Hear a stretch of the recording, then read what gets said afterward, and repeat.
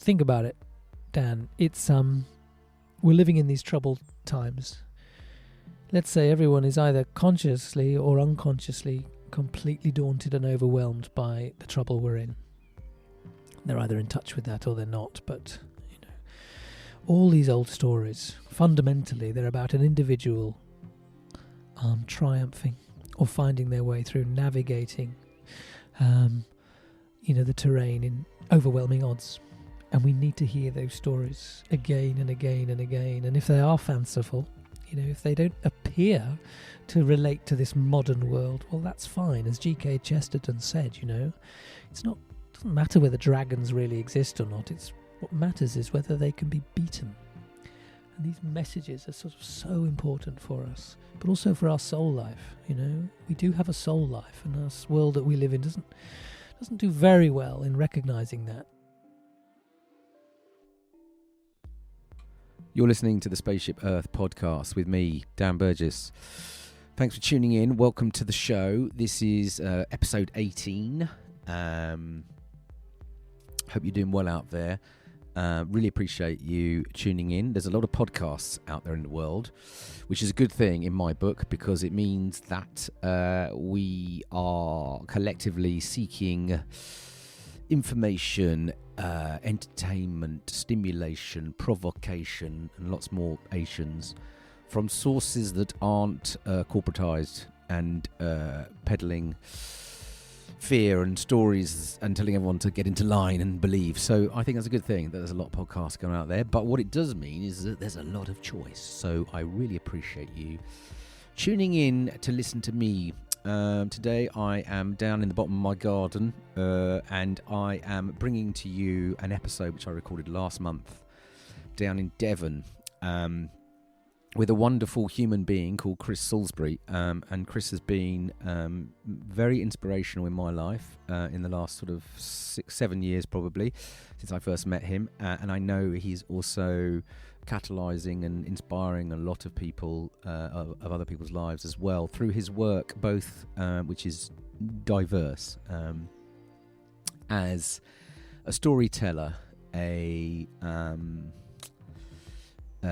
outdoor educator, which sounds a bit dry, which is not what Chris is, but someone who is helping people learn their way into the natural world, and someone who I think is helping open up the human imagination to the more than human world. And Chris does spends a lot of his time working in the diverse various landscapes of Devon with all kinds of people, from kids to adults, to people in business, to all sorts, and effectively helping us through courses that he designs, sort of open up more deeply, I think, to the awe and wonder of the natural world, and develop practices and awareness which help us open our imagination more widely to all of that. And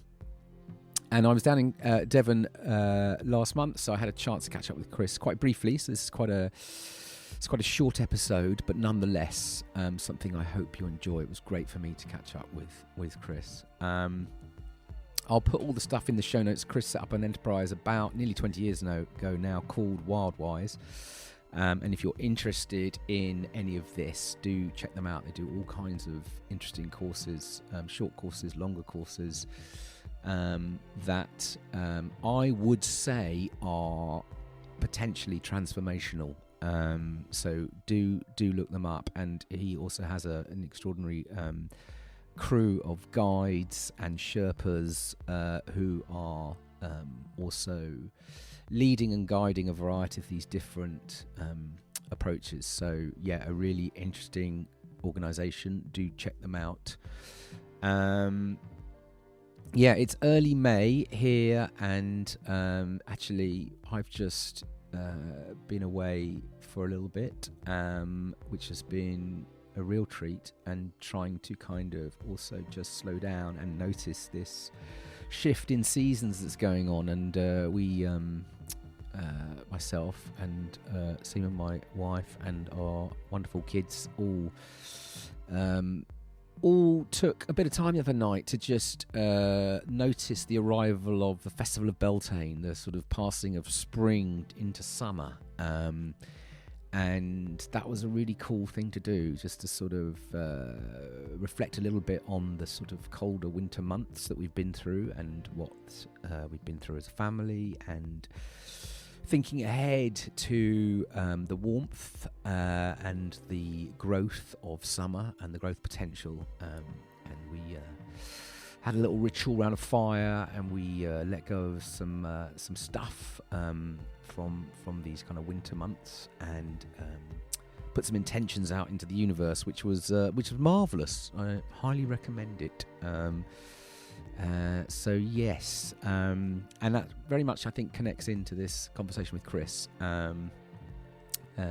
We talked quite a bit about how you develop your own practices back in your own lives, which maybe can help us keep this kind of imagination alive, and our connection and our awareness of the beyond human world, the more than human world, and how maybe at this moment in time, with all the kind of with all the troubles we face, through climate breakdown, through ecological collapse, all these kind of big, gnarly, complicated things that are really starting to accelerate, but why maybe at this time this awakening, this reconnection to the natural world, this ability to really build these relationships into all life, feel like a really important and also a really regenerative opportunity for us to step into. So anyway, on that note, I will let's get on. This is a great conversation with a super interesting man who's doing some really important work on the spaceship Earth right now. So this is episode 18 with Chris Salisbury from Wildwise. Enjoy. Chris, welcome to the Spaceship Earth podcast. Thank you, Dan. What a marvellous bit of sci-fi technology is all around me here. Isn't it? Extraordinary. Right here.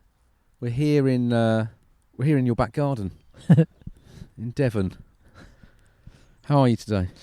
You know, I'm not too bad. Yeah. Yeah, very operational. That's good. A little bit full of cold, and apologies if I dribble on your microphone. That's right. No one, as long as no one can hear it. I don't know. Does dribble have sound? You've just come back from Australia, haven't you?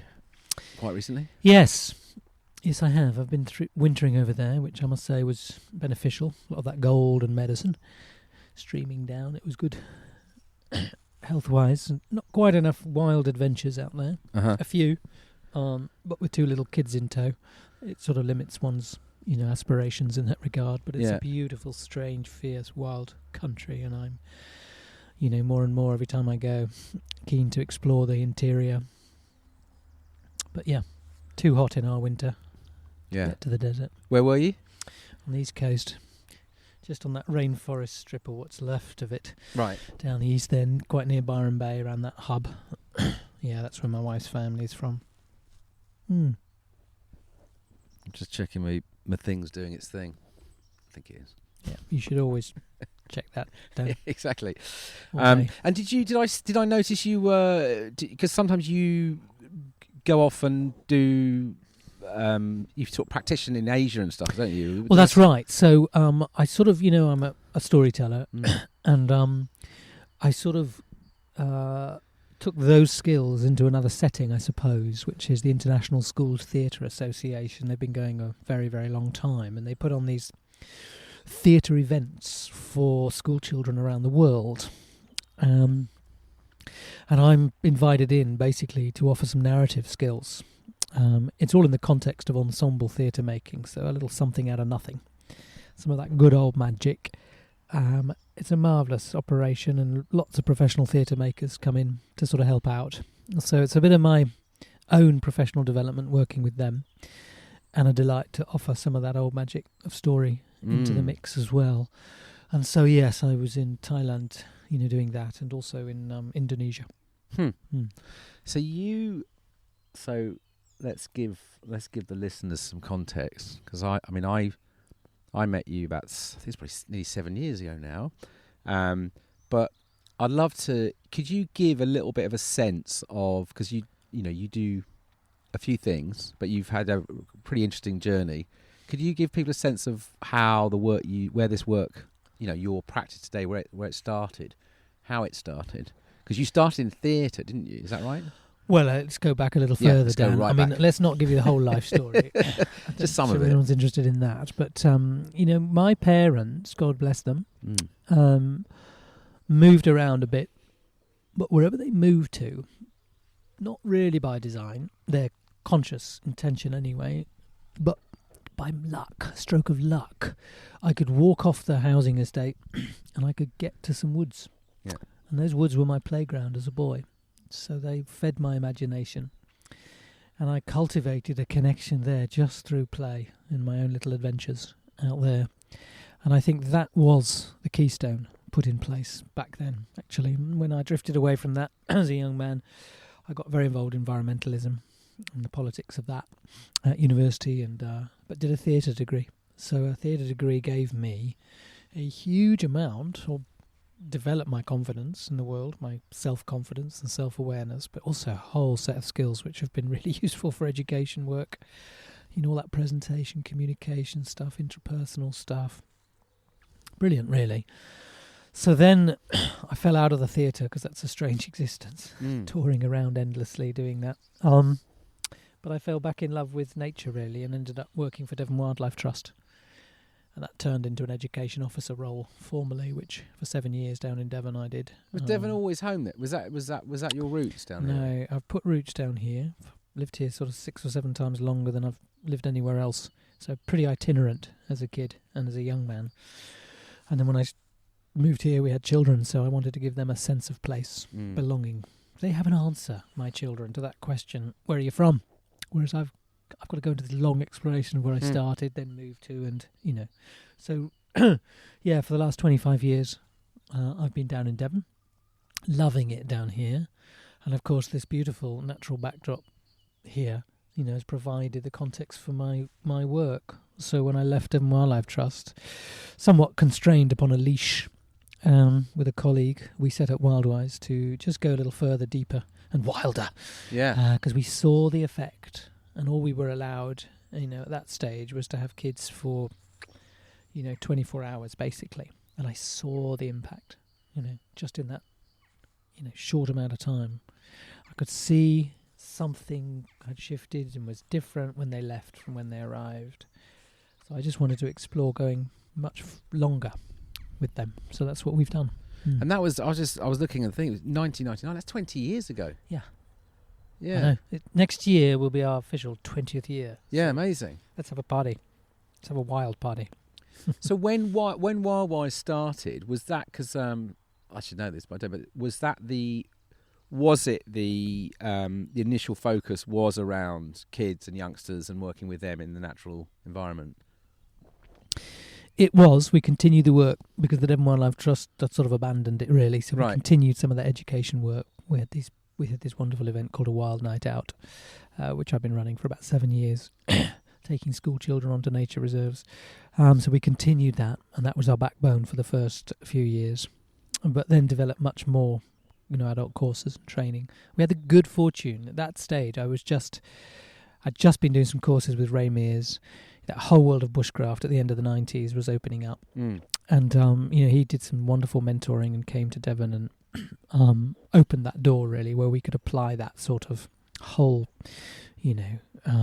set of skills and educational possibilities with lots of different client groups. So it's just opened out ever since those times into all different client groups. So there isn't really a client group that we exclude. Yeah. And we've worked with sort of everybody, really. Anyone who's prepared to cross that threshold of indoors to outdoors, we will entertain, educate, inform, and hopefully encourage to develop their own practice, their own inquiry, their own confidence in this wonderful resource of Mother Nature. Yeah. What I was, because we first get when I did your Call of the Wild course, the first year of that with Schumacher, and there's many things that blew my mind that year, but one of the first things I noticed about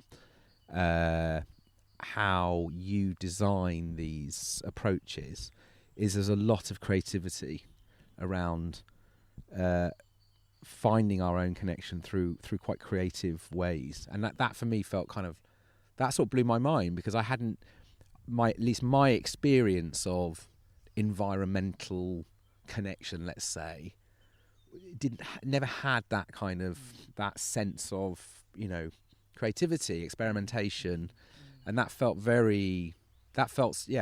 something very different. Tell me about how that has come through in your work. Yeah, it's obviously that is some of my inspiration and my dreaming as a boy. It was in those realms, imaginal realms, and creative play. I was just given that blessing, really, of time outdoors. And as we know from all the recent research, people are more creative when they're given access to those outdoor spaces and wild play spaces. So I think that was carried forward very much. The theatre stuff that I did, studied, and what I did professionally very much encouraged that. Feels like the imagination is key here. It's the imagination that is going to get us out of this whole pile of trouble that we're in. It's not only a very useful, tool to employ, but it's also a very enjoyable one. Yeah. And so I suppose there are endless invitations to make for people to make connection. It's not everyone's cup of tea to rub sticks together, for example, which is, one of the things we do, and it's a wonderful set of, possibilities, that indigenous way of life. It's deep and impactful and meaningful, but there are others, actually, that need to find another way into that connection.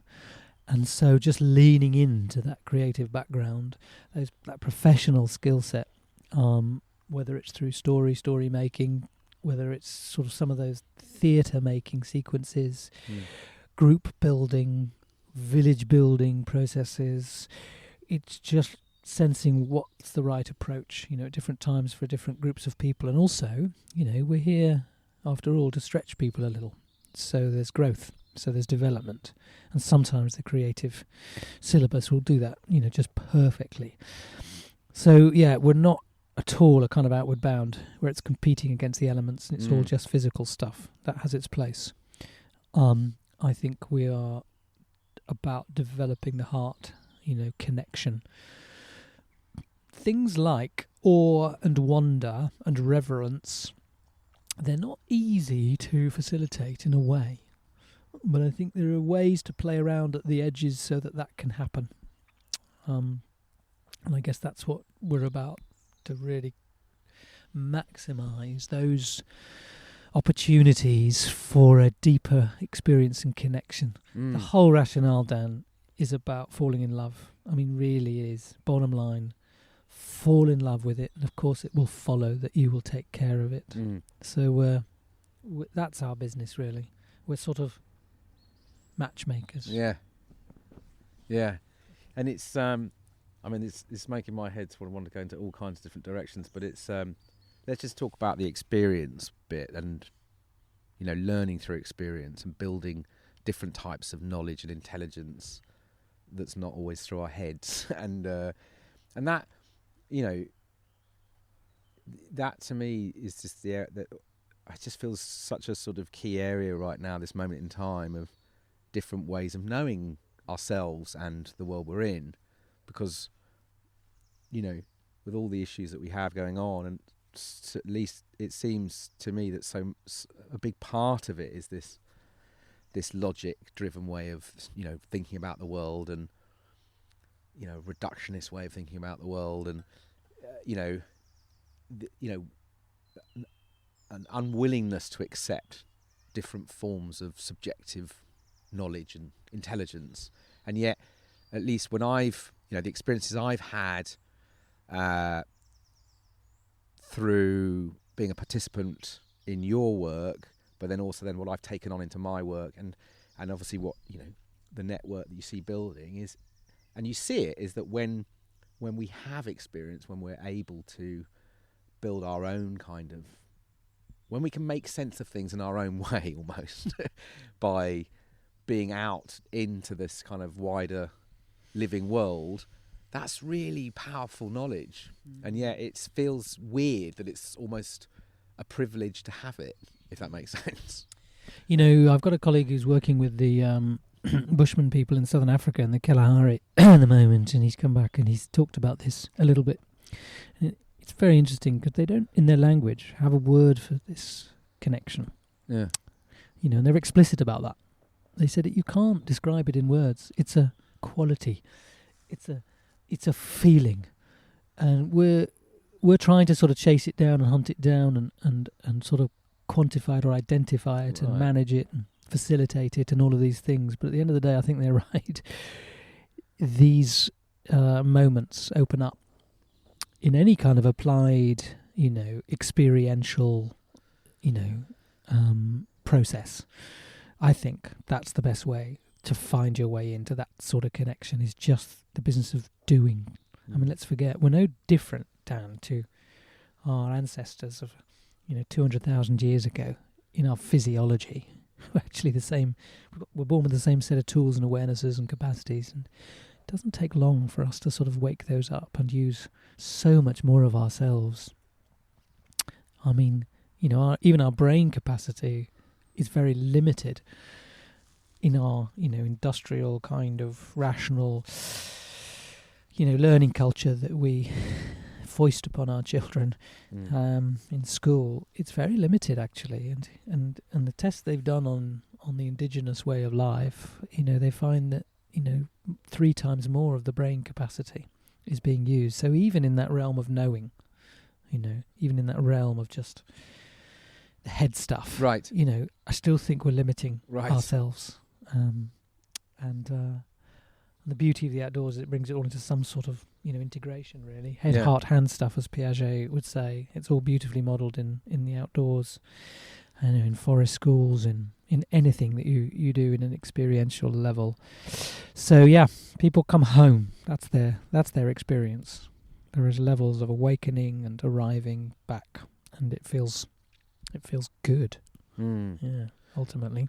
There's a phrase I've seen you write about time in nature will take us back to a time of simple curiosity. But so why is it that something that is, you know, ultimately, as you say, is a sort of a simple thing, why have we lost that?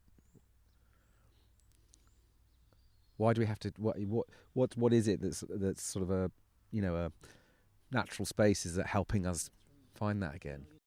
Well, you know as well as I, as a parent, Dan, and any parents out there will have borne witness to that beautiful, natural, you know, curiosity that's in a child, and then watched it as their children have grown up and gone through school, watched it, you know, atrophy or diminish as they've had to sort of cope with a set of, you know, parameters and expectations through a school syllabus. And a society that likes to think it has all the answers, I suppose, and everything, you know, hanging out there. I just, you know, I don't have a kind of, you know, explanation. So, yes, I'm no expert on that aspect of where it all went wrong. I can only speak in general terms, really. Yeah. I just know that nature cultivates that curiosity very naturally, and I think it's a muscle adults tend to have lost, or not remembered that they have. And when we bring it back, it becomes this delightful process. Again, adults particularly love reconnecting with that childlike self within. It's there in play, but I think in this business of curiosity, surrounded by these endless natural mysteries, you know, we encourage them very much to follow that curiosity, get into the presence of these mysteries, and then, you know, follow them up. Yeah. And then come back and tell us something about, you know, snails that they never knew, or anything that they've borne witness to, whether it's a caterpillar hanging on a thread, you know, or the disappearance of certain creatures at certain times of year, or whatever it is, this becomes a wonderful bit of sort of natural storytelling. Yeah. When you bother to find out, and it of course creates kinship and connection as well, and it all stems from this wonderful thing called curiosity. So it's very undervalued, I think, as a virtue. Curiosity. We expect it in our young children. We should really expect it of each other. Yeah. Because it's just such a wonderful treasure trove of mysteries to be curious about. It's interesting that I'm curious that I never knew a hen could be so noisy. I think I'm just put the mic under. Got something to say. There's some, yeah, exactly. So I guess when I look at sort of, the institutional world, and so the need for curiosity is massive. But it's almost as if there's something about that whole idea that it's almost a dreamlike sort of, so it's almost, do we, in our modern kind of, societies, it's almost like curiosity is like, it's sort of like, well, it's not, it sort of feels like it's not quite, it's not the thing that fits into it, because it sort of implies kind of, opening up versus closing down. Yes, I see what you mean, but really, if we just dwell on that for a little bit longer, we can track all of the great developments and breakthroughs, transformations, interventions, throughout history as being, arrived at through a process of getting curious. I mean, even the greatest of them all, arguably, I suppose, which was this moment, this gorgeous moment when whoever it was, history doesn't record, our ancestors, figuring out this way of generating fire by being curious about it. And look what that led to, led to everything that we know today, really. Led to me stinking of wood smoke this morning. There you go. So yes, it is undervalued within society. Well, maybe it's an obedience thing. I'm sort of thinking of. There's something I think about, because curiosity for me implies also like a questioning, and I again, this is my gut intuition. I don't have the data, but my sense is, particularly in kind of modern education, modern corporations, modern institutions, questioning is not necessarily encouraged. There's a level of sort of, there's sort of what's important has sort of been defined almost. I guess it's slightly different, but I guess it's just that if it is a muscle, curiosity, or it is this ability to open and question and be and want to go deeper or want to understand.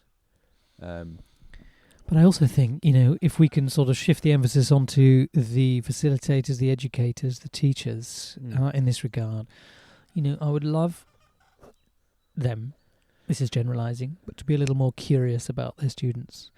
I would love them to bring that art of questioning, back to the students. I mean, education, after all, originally was, a word meaning drawing out what was already there.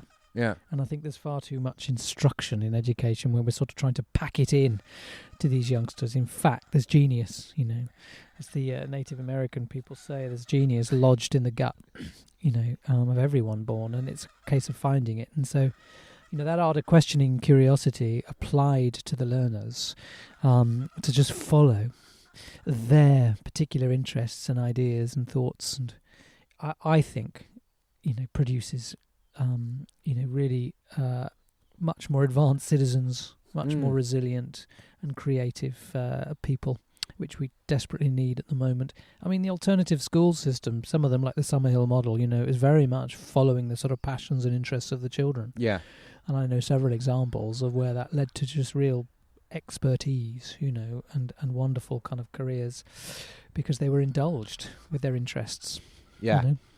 And I think, in a way, Dan, my job's quite easy because so many of our visitors, clients, customers, are just keen and interested, already to learn in the setting that we can provide. And I think that helps. And I wish schools, of course, and education establishments would use it lean into it so much more because all the research backs up people learn better in the outdoors. They're more stimulated and supported, and it's where we belong. Yeah. Not locked up in these institutions. But yeah. Anyway, I could go on. No. Tell me about the. So when the Call of the Wild started with Schumacher, tell me about that relationship and why that felt. Why the original inspiration really was just a dreaming one. Yeah. And asking myself, what would I have wanted, in my early 20s when I was just sort of embarking on this whole kind of vocation and career. What would have been really useful to have been exposed to at that stage in my life? So it's sort of working backwards, designing a syllabus with all these different sort of inputs, all these different stimulus for people to make further investigations. So the Call of the Wild journey opens out all these realms about the indigenous self and the imaginative creative self and the awareness in the world of tracking and fieldcraft and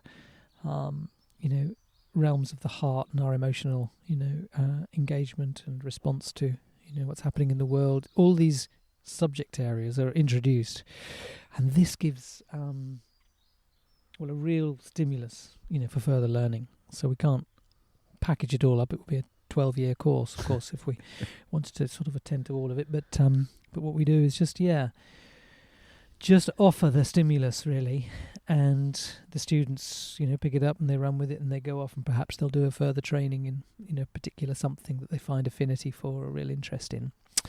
So it was my real sort of backwards dreaming, I suppose, about what would have been a really supportive, year journey. Mm. So I'm pleased to sort of report it has been very useful, and students have done some wonderful things with it. And have you found, because what is it now? Is it sixth year, seventh year? Seventh year. I mean, you must have learned a lot about how it works and what people are coming and bringing with them into these. I have. Yeah. And I've also learned, as I have through my practice over the years, just to lean into the genius lodged in their guts, because, people bring all sorts of things. And so it's hopeless to try and sort of fix everything, really. Just allow space for things to emerge. That's been a kind of, I suppose that's the more mature learning that I've, benefited from.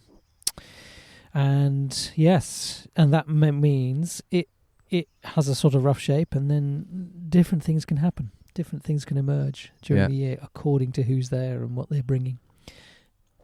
Yeah, it's a very... I was chatting last night briefly about this to some of the other folks who've been on that journey, and we're just saying it's such a powerful experience. So much happens.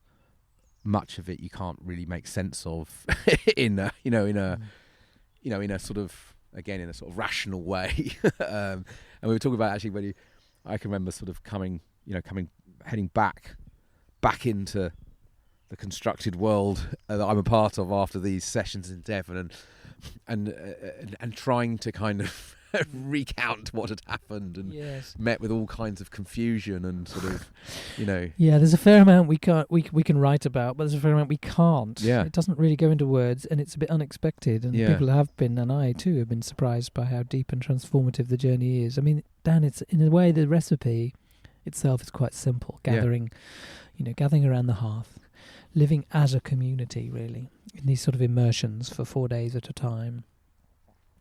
There's something in that that's really potent and deep and awakening and challenging, on a perspective on how our lives are lived in the everyday, And that goes pretty deep. I think it speaks to the longing that we have for village life again, and the connection to community and the natural world.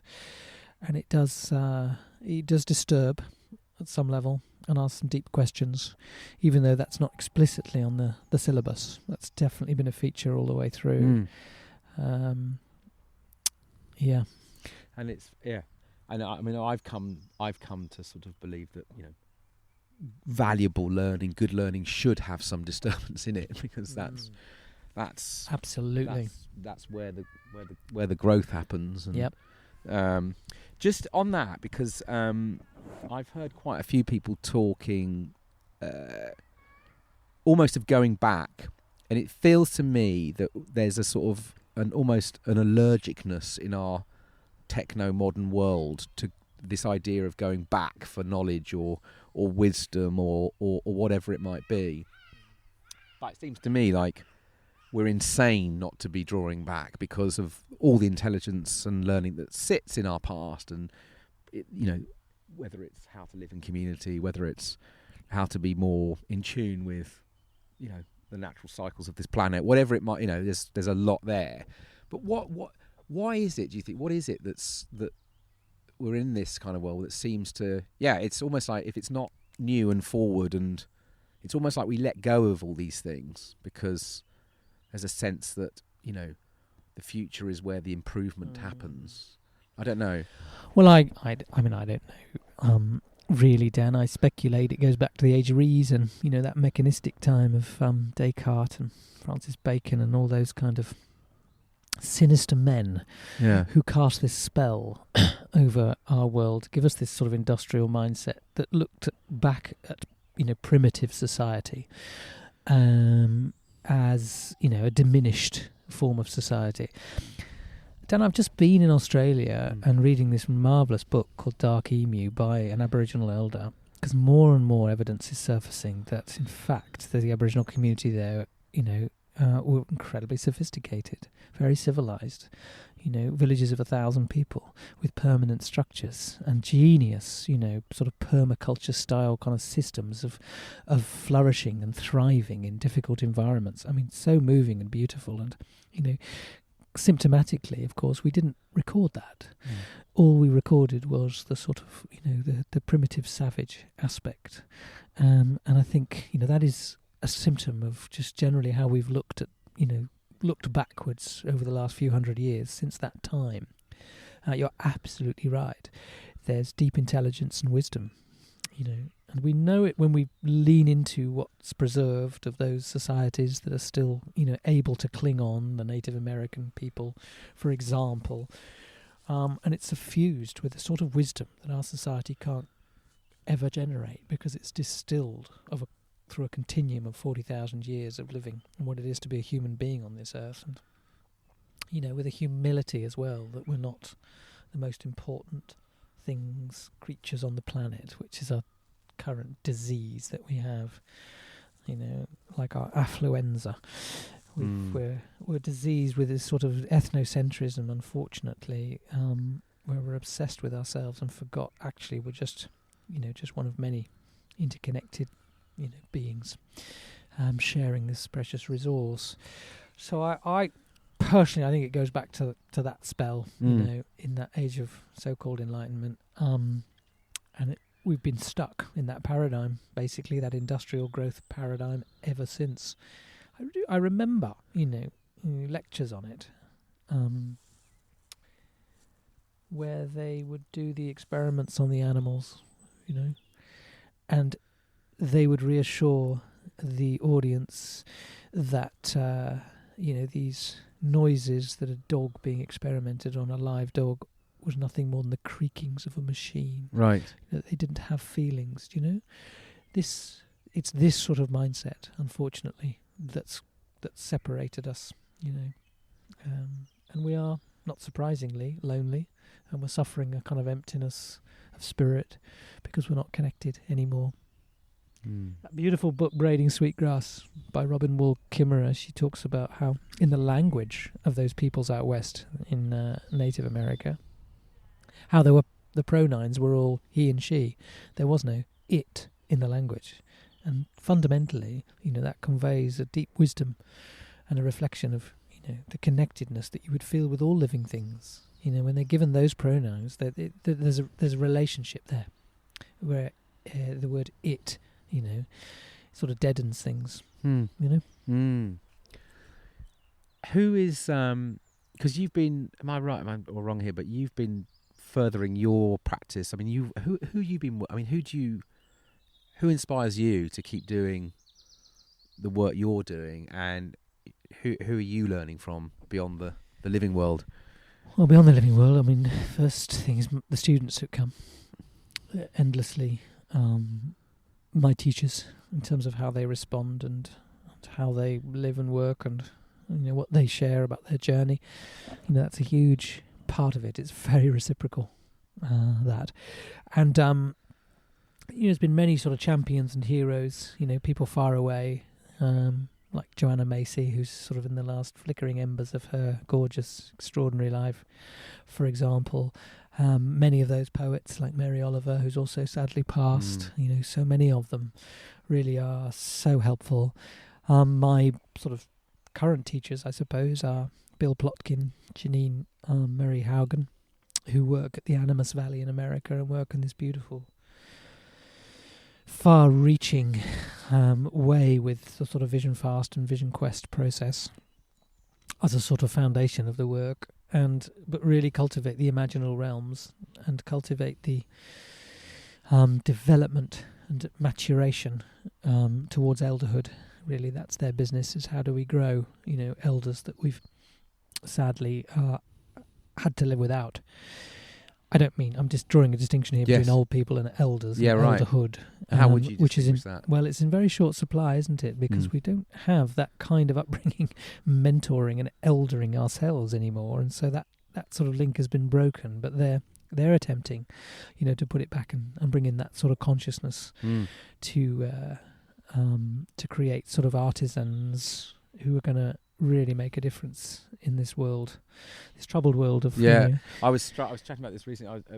I've been quite troubled recently about the lots of things, but one of the things that's sort of very alive for me at the moment is the youth climate strikes and seeing the youngsters stepping forward. And I've been going on marches with my son and things, but on one hand there's this sort of it's the energy coming from this generation is it's amazing to feel and sense and see. But on the other hand, I feel quite ashamed, and I still like I'm this idea that the as you say, like, I wouldn't call them the elders because there are no elders, but this sort of older generation, they're not, we're sort of watching them almost. It's just, it feels like bizarre, like that there's no holding of them in a time like this, And what's troubling me is some of the narrative that start to emerge about, all the, the youth are going to change the world, and it's like, at least the conversations I've had is that they really don't want to be doing this, and they certainly don't want to be seen as the people with the answers, and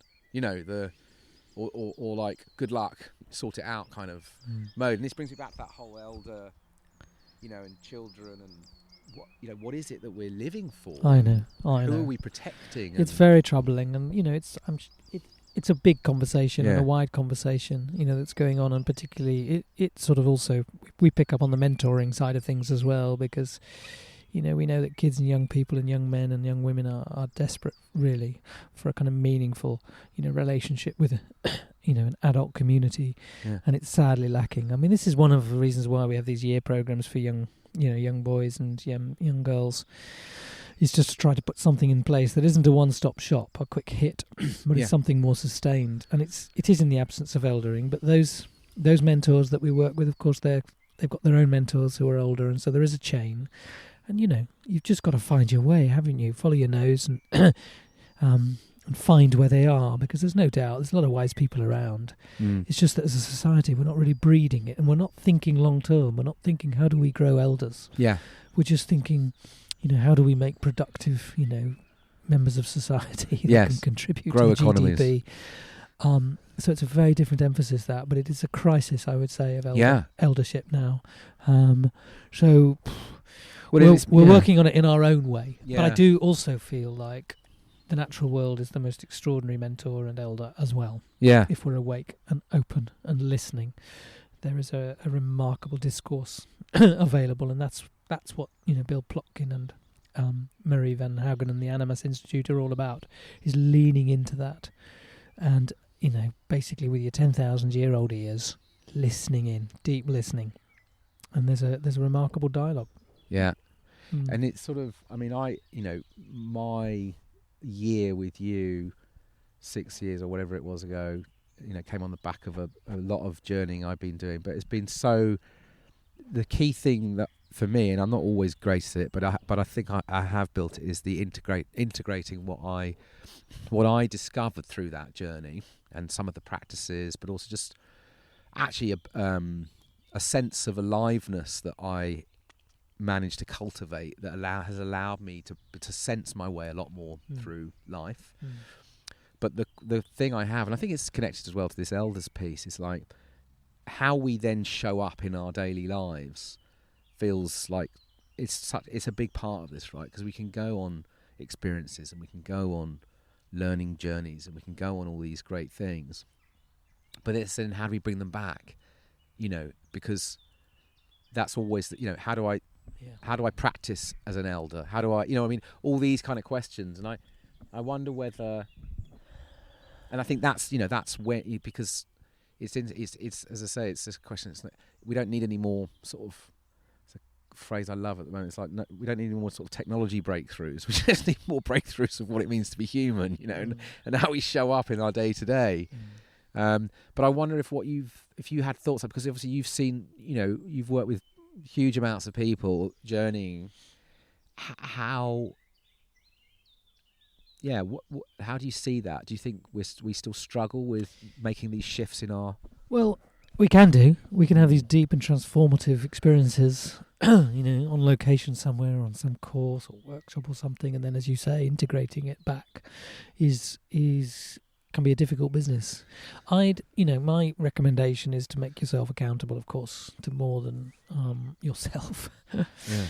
Otherwise we can fall into those habits and patterns and evade the issues very easily. And let's not forget, this world is, a seductive world with many diversions and distractions, and really an invested interest in not having you, in your empowered, self. So you need to build structures, really. And just like we have, on the Call of the Wild program, we've got a sort of village structure in place. And what shows up is the sort of the best of you in that setting. And so I think when you go home, the thing to do is to,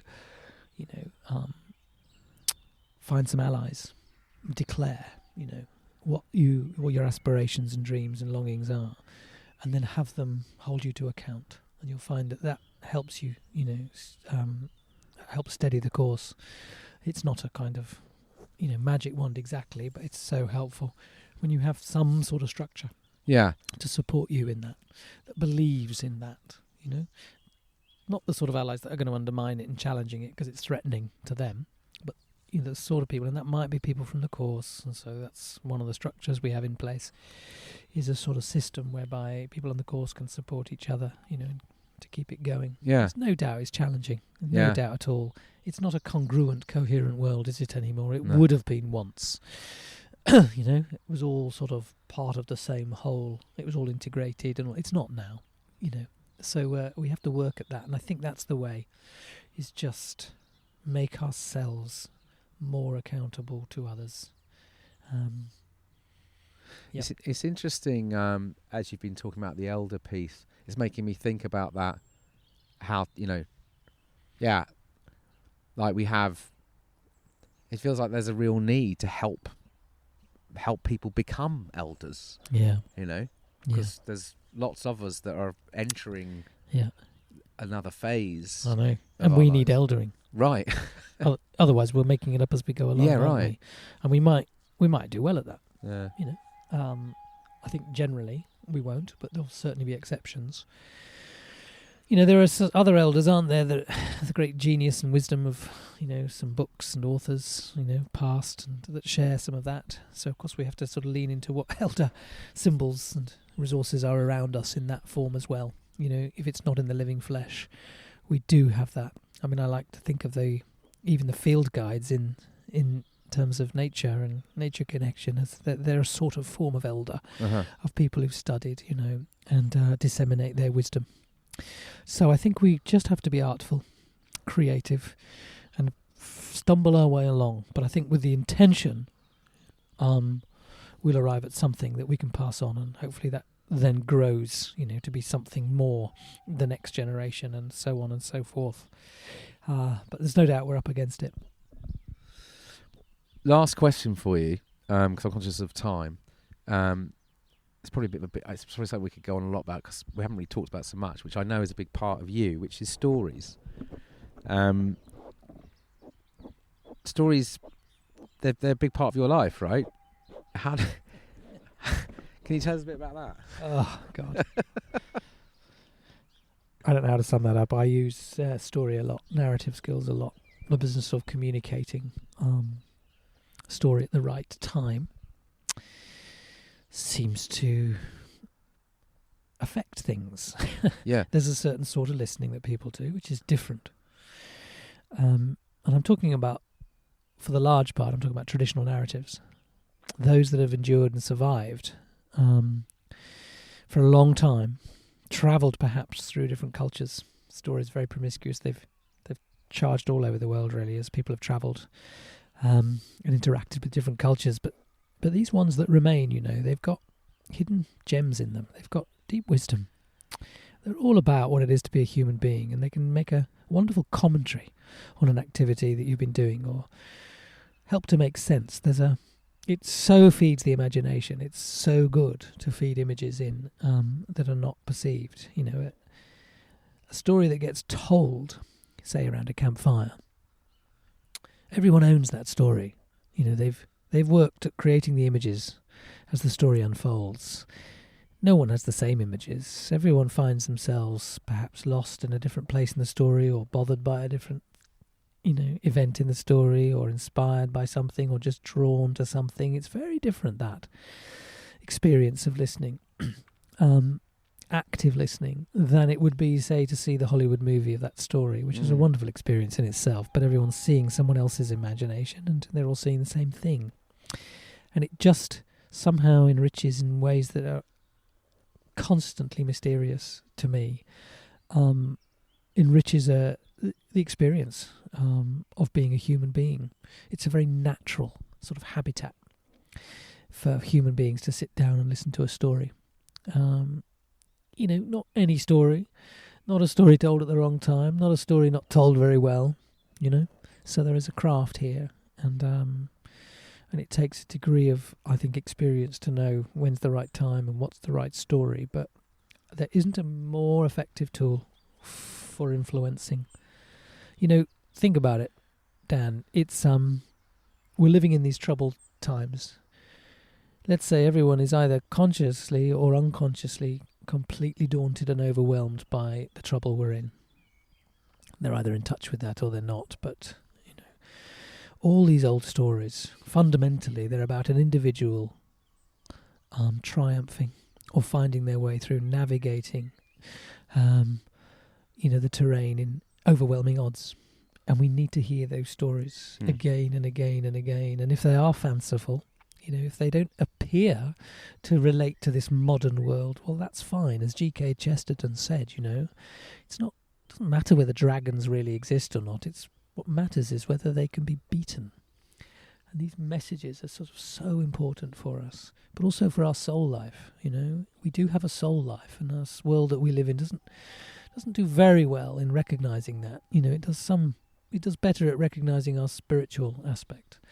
But I think our soul life is fed by, stories, it's fed by dreams, and, it needs taking care of, and it will ultimately, need to be activated to help drive us, forward into a more, a different future than we're facing at the moment.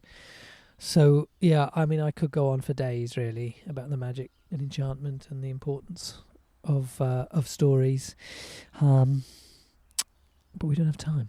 Do you still do the festival? Do you still do the... Yeah. So we've been doing the West Country Storytelling Festival for many years, and now the all-new Oxford Storytelling Festival took place for the first time last August. So look out for that. It's a smorgasbord of stories and storytellers and different flavours of things. So, yeah. And you're not Chris Salisbury, are you, in your story? Well, it's an old... Yes, thanks for bringing that up. It's an old... Yeah, sometimes, in the business of performance storytelling particularly, so that's the sort of stage, people paying money, it can be helpful to have a kind of alter ego. Yeah. Sometimes a little sub-personality, and that might be done with a bit of costume. And in that in this regard, the use of a different name. And when I was telling lots of stories to kids, I was known as Spindle Wayfarer. Absolutely. The legend, Spindle Wayfarer. I don't use it much anymore. I'm not in the habit of doing much of that performance storytelling. But it was like I was Dan Solo when I was a techno DJ, God, bet you regret that now. It's my Twitter handle these days. Anyway, Chris, just quickly, where, two things. If people are interested, want to know more, what should they do? Sure. Well, from the story point of view, look up Oxford Storytelling Festival. Yeah. That website's still alive and kicking. I'll put that in and the notes. Obviously Wildwise events down here in Devon, for all the different things we're doing here. Brilliant.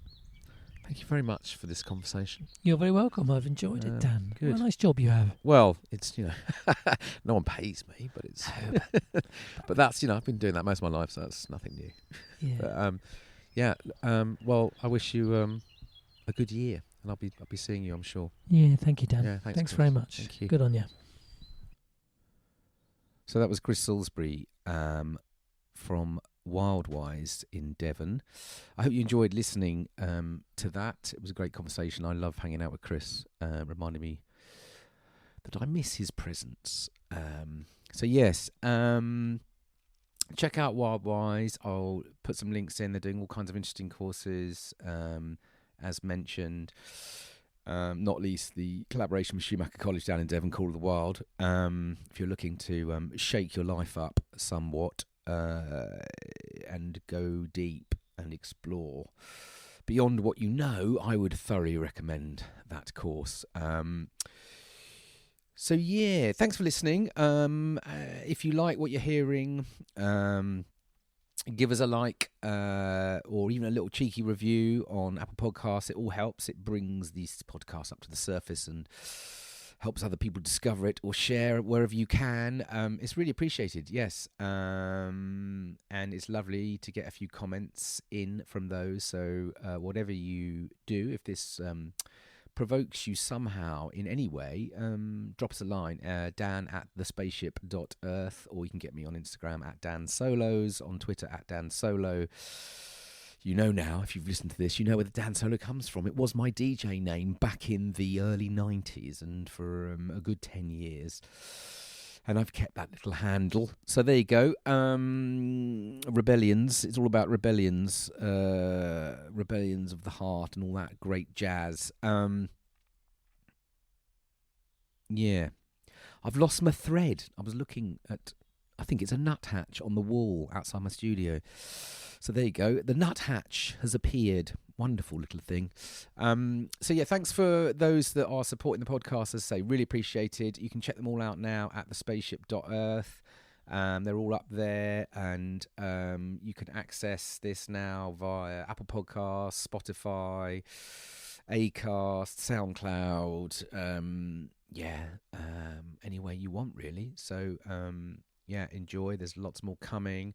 I also wanted to give a shout out. I've sold a few T-shirts. So I was speaking actually at a conference quite recently, and someone asked me where I was from, and I said I'm a citizen of the Earth, of the planet.